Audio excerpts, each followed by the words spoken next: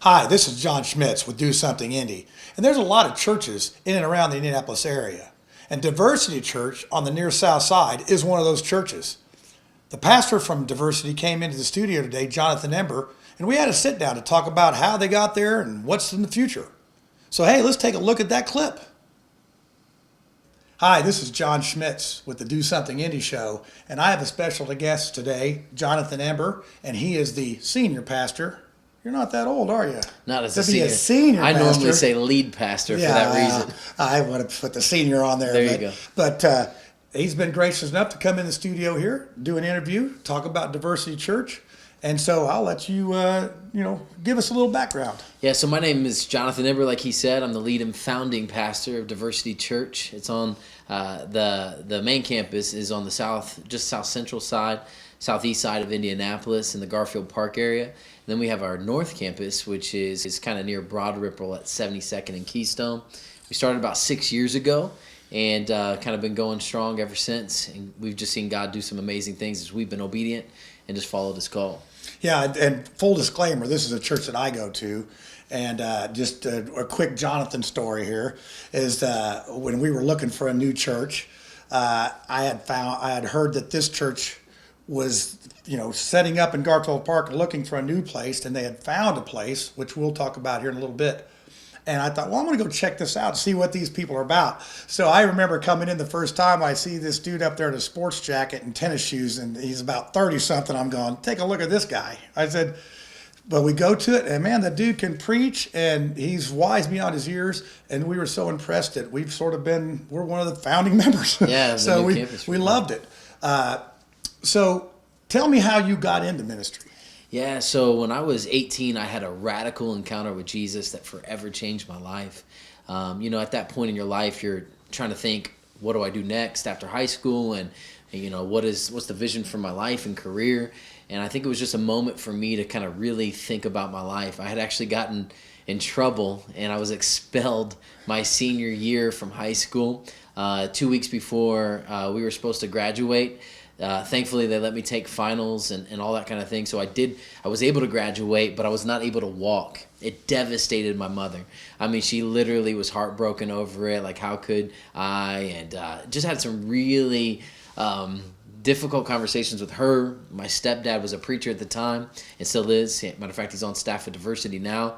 And he kind of just laid into me. He's like, man, you call yourself a Christian and you're doing this. And I won't get into what this was, but it was bad enough to get expelled from Warren Central. And so in those conversations, man, I started really examining my heart to see really where I was at in my life and faith. Grew up as a Christian, and I put that in quotation marks. But really it was a moment for me to see what way am I going to go? And I started reading the Bible and asking some difficult questions to God and even my stepdad and other ministers that I knew. And before I knew it, man, I was just getting sucked in to Jesus. And I started seeing scriptures like, what does it profit a man to gain the world and lose his soul? And I started looking at things like, if your hand is causing you to sin, it's better to cut it off. And, like, where's a knife? Yeah, right. If you take that literal. But I knew what it meant, man. I knew like it was calling me and my lifestyle on the table. And before a holy God, I realized, man, I really needed His grace. I really needed His mercy, which was available through His Son Jesus. And so I remember kind of just turning from some of my sins. And I believe my buddies kind of called and was like, hey, do you want to go and party and that type of thing? And I was like, no, I'm good. I'm trying to just stop that. And anyway, that next Sunday I come to church and had that encounter that I was talking about. And after that, I'm telling you, it marked me forever. I knew I would never be the same. About a year after that encounter, I was praying about what next. I was going to Ivy Tech, just taking some of the prerequisites, and I was working part-time. And at that moment, I was like, God, I started feeling that tug. I was really getting involved in church and ministry and things like that. And I felt the tugging to go into vocational ministry.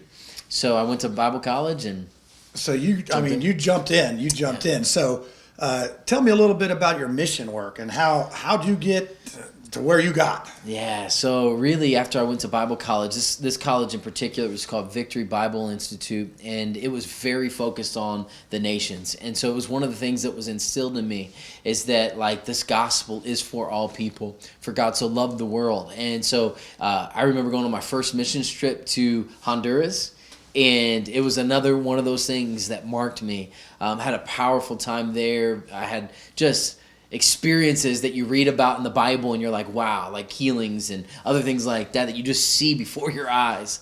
And it was those things that were like, man, like God is so much bigger than Indiana or Indianapolis and kind of how I was born and raised, on the east side. And just seeing that gave me a passion for the nations. I ended up after that traveling, I believe, before I was married, to about 17 nations, preaching the gospel and doing those type of things. Had an opportunity to go to Brazil and work with a man of God down there named Dr. R.R. Suarez, and he's a guy who's leading about 3,000 churches, and so powerful experiences like that. Brought my wife down after we got married, and then had our baby overseas, and so we are passionate for the nations, which really is what led us to start Diversity Church. Yeah, I was going to say, so fast forward back to near south side of Indianapolis, yeah. Garfield Park. Why there? Yeah, so I really felt God with my missions background and some of my other experience, like just in ministry,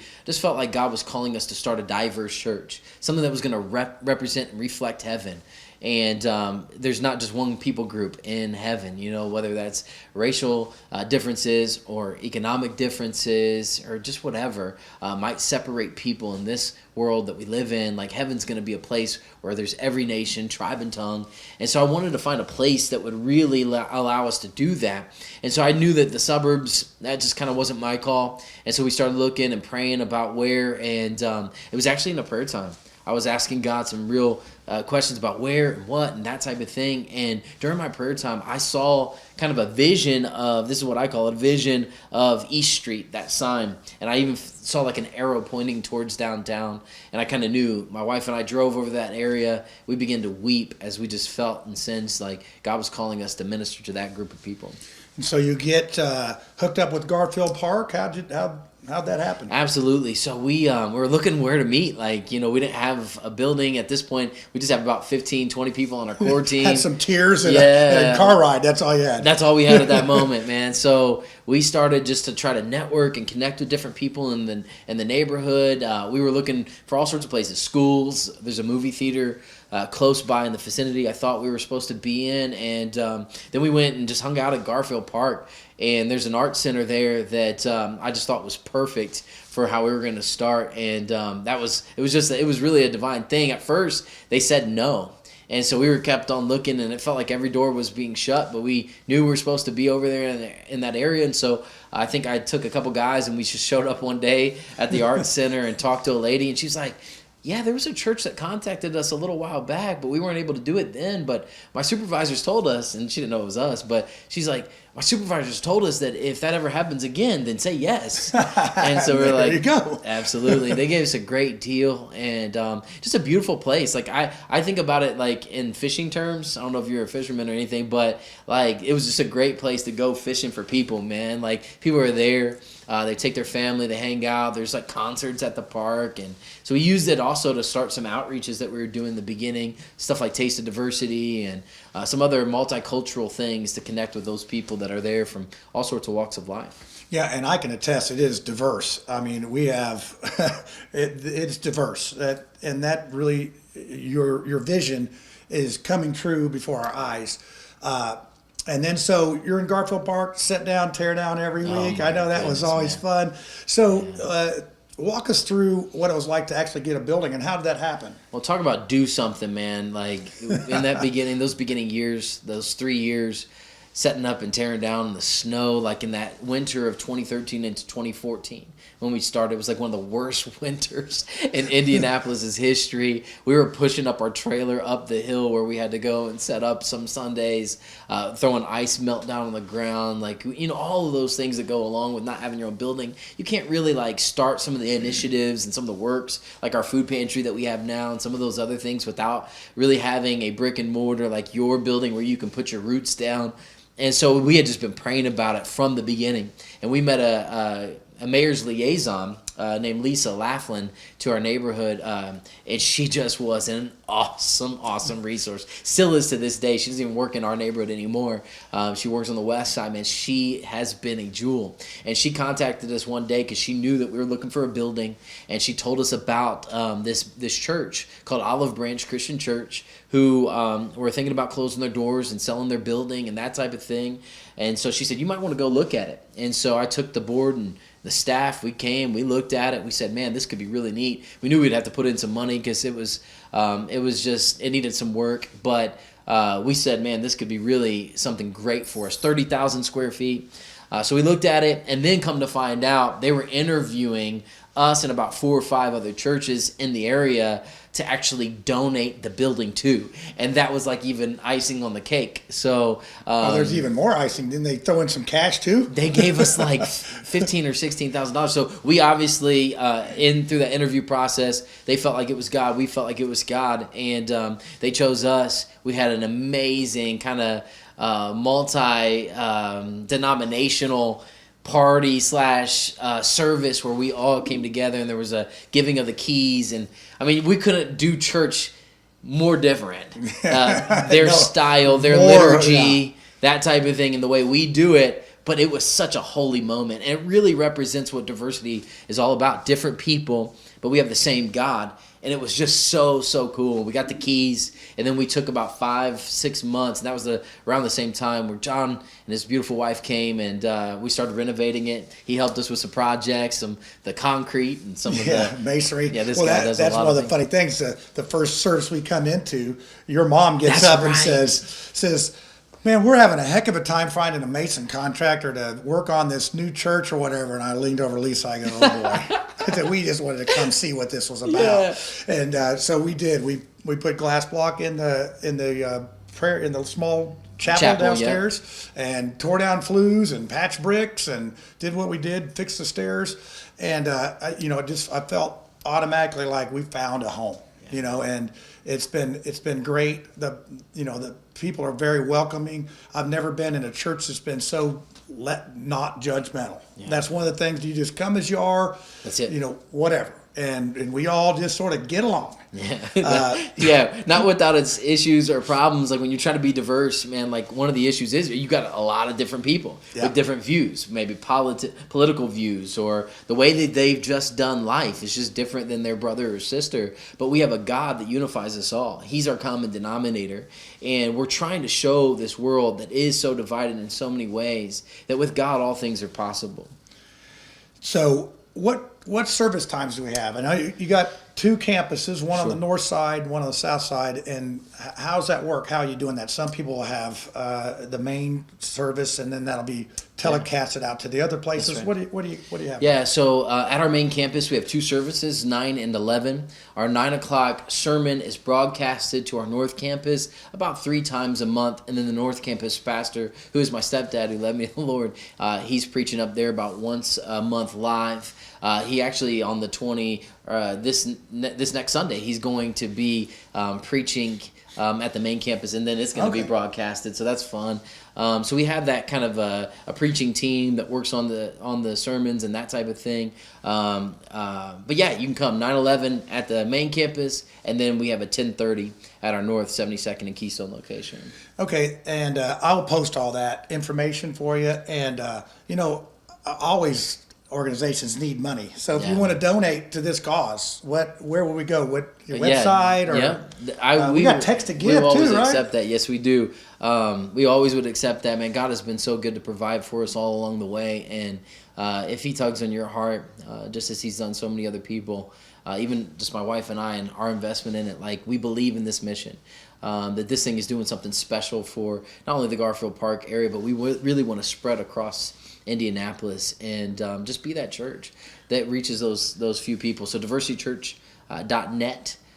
You can go down to the giving tab, and you can definitely get connected with us there giving wise. And I know it's sort of a challenge when you move into a poor neighborhood to get started. And we forked out some cash to get that thing going, and it's just amazing how it just all came together, and really in a fairly short amount of time. And like there has been some issues with property taxes and sort of this and that, and expenses that we didn't really want to have. And it's ironic that you started in an art center, and then we have an art center here in Mars Hill, and it's sort of the same story. Same story is basically how we're living in the Chateau de Mars Hill, and how you just would have never thought in 1,000 years that I would have an art center in Mars Hill and be living in Mars Hill. And you just never know. Sometimes you just have to go where you're supposed to go. We say wherever God guides, He provides, and we've seen His hand of provision so many times. I just want to encourage your life right now, wherever you are, whoever you are watching. You might feel God calling you to do something big or do something. Period. You don't know how. Just follow His lead, man. Step out in faith. And we believe in a God who's that big, who wherever He guides, He will provide. Yeah, and that's what our show is promoting. We're promoting people that are doing good things. And you've seen other episodes, we cover a multitude of things. And, I think our churches are a big part of our community. And I don't think they really get a fair shake sometimes. I mean, especially in our society now, it seems like we're divided more than ever. One of the things I want to plug is we're going to have our communion is usually the last Sunday of every month. So this Sunday, No, is it going to be this Sunday? It's this Sunday? Yeah, from the air date of this. Oh, okay, yeah, that's right. This Sunday. Okay, yeah, it's this Sunday. Yeah. The 29th. 9th. Yeah, right. Well, it's a good thing that I'm leading that, because that's right. You need we're going to know. do a special service on that. I had made some chalice, and we're going to do intinction, communion that day, and it's going to be pretty cool. So that would be a good time for you to come visit. Yes. To come visit that day and see what it's about, and participate in the Eucharist. And so I'd like to see you there, and we'll be doing that both services at the main campus, and they'll be doing it at the North Campus, but I can't be at both, so we'll do one. So I would encourage you to come out then, and then